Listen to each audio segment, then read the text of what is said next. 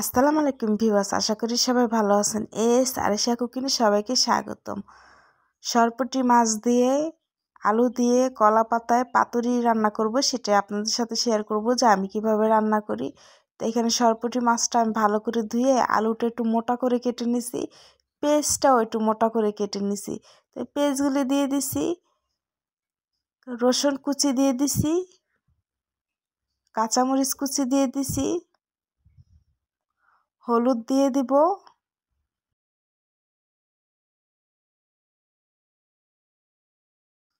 মরিচের গুঁড়া দিয়ে দিব,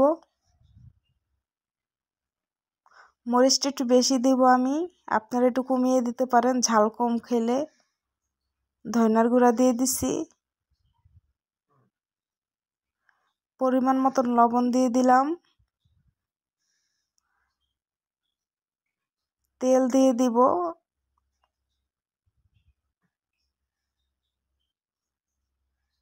আদা রসুন বাটা দিব। এখন আমি হাত দিয়ে সুন্দর করে মেখে নিব।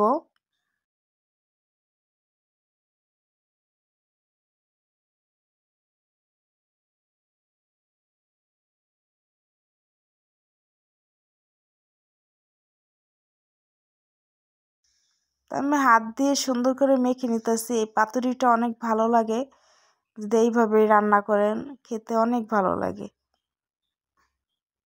আর আলু পেঁয়াজগুলি একটু মোটা মোটা করে কেটে দিতে হয়।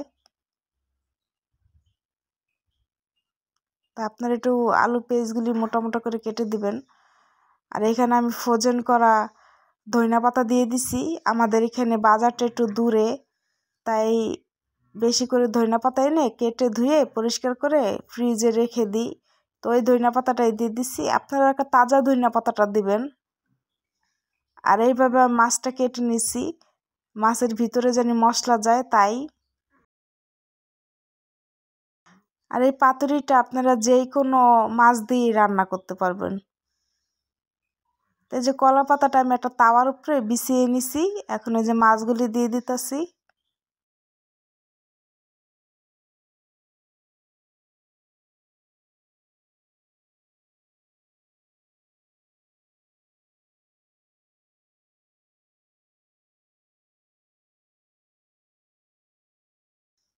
এক পাশে মাছ দিছি, আর এক পাশে আলু দিছি।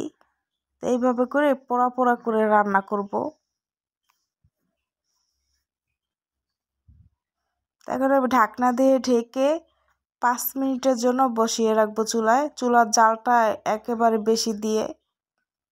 তো 5 মিনিট পরে আবার ঢাকনাটা খুলে আমি একটু এই পর্যায়ে একটু লবণ দেখে নিছি। তো ঢাকনা দিয়ে ঢেকে আমি রান্না করব এখন মিডিয়াম জালে। তো ঢাকনাটা খুলে যে আমি দেখতেছি যে তরকারিটা হয়ে গেছে এক পাশ। তো আমি আবার একটু খুরচুন দিয়ে নাড়া দিয়ে দেখতেছিলাম যে এই পাশটা কীরকম কালার হয়েছে। তা আমার মনের মতনই কালার হয়েছে। তো এখন আমি আরেকটা তাওয়ার ভিতরে কলা পাতা বিছিয়ে আমি এইটা আবার ওই তাওয়ায় ঢেলে দিছি, মানে রেখে দিছি। তো এখন ঢাকনা দিয়ে ঢেকে আমি রান্না করব, ওই মিডিয়াম জালেই রান্না করব। তো আমার রান্না শেষ। এখন কলা পাতাগুলি আমি উঠিয়ে নিব।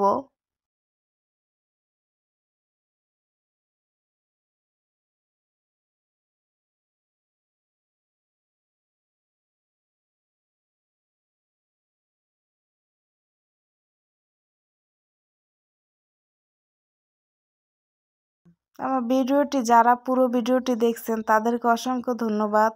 আর এখনও যারা সাবস্ক্রাইব, লাইক, শেয়ার করেন নাই, এখনই আমার চ্যানেলটি সাবস্ক্রাইব করে আমার পাশে থাকবেন। আর আপনারা আমার পুরো ভিডিওটি দেখবেন। আমার রান্না শেষ, এখন আমি পরিবেশন করব। তো সবাই ভালো থাকবেন। আল্লাহ হাফেজ।